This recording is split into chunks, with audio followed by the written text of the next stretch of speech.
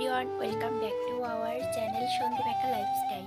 সন্দীপ লাইফস্টাইলে আরও একটা নতুন ভিডিও সবাইকে স্বাগত জানিয়ে আজকের ব্লগটা শুরু করছি। তো ফার্স্ট টাইম ক্যামেরার সামনে এসে কথা বলছি, তো ভুল হলে ক্ষমা করে দিও, নেক্সট টাইম ভালো করার চেষ্টা করব। তো আজ গিয়েছিলাম হাসপাতালে, তো হাসপাতালে গিয়ে কী হয়েছে সেটাই শেয়ার করব। তো সেখানে গিয়ে আর ব্লগ করতে পারিনি, কারণ প্রচণ্ড ভয় করছিল এই জন্য।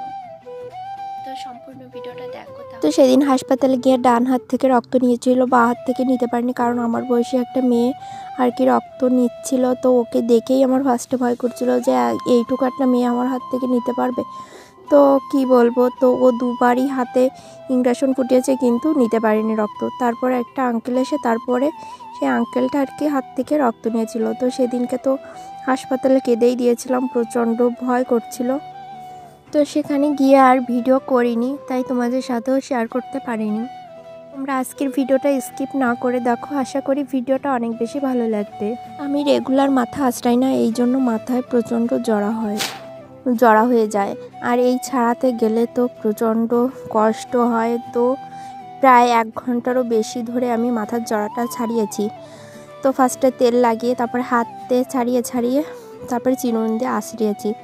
তো অনেক সময় লেগেছে, আর আমার বর্তমানে চুল উঠছে অনেক, কেন জানি না।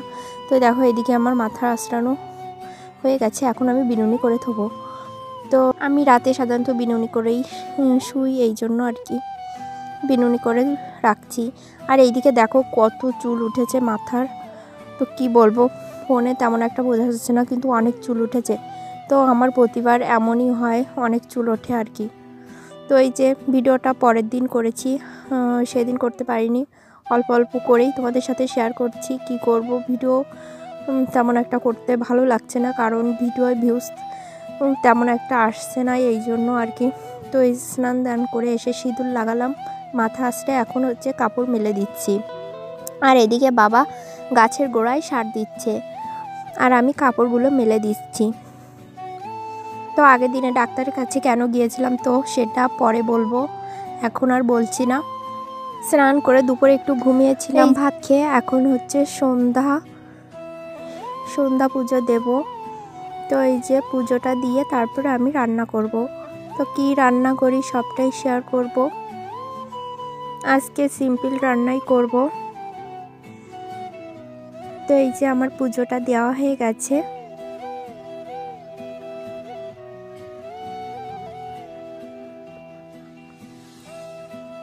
এখন আমি রান্না করতে চলে এসেছি। তো চালটা ধুয়ে ভাতটা তুলে দেব ফার্স্টে।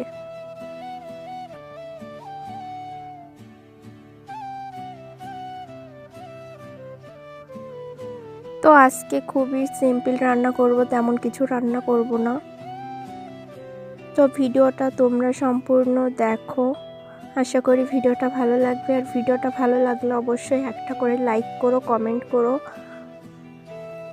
আর যারা নতুন তারা অবশ্যই আমার চ্যানেলটা সাবস্ক্রাইব করে দিও। এখানে 2টো ডিম আমি ভেজে নিচ্ছি। তো পেঁয়াজ দিলাম না, পেঁয়াজ ছিল না ঘরে, এই জন্য। তো এখানে 3টে ঝাল ভেজে নিয়েছি।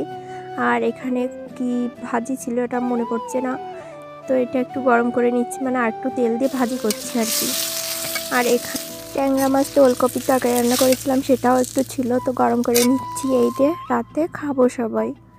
তো রাতে আমরা খুবই সিম্পল খাই, সারাদিন ভালো খাই, আর রাতে একটু মানে সিম্পল খাওয়ার চেষ্টা করি। আর একটু টক ছিল, সেটুক আর গরম করিনি।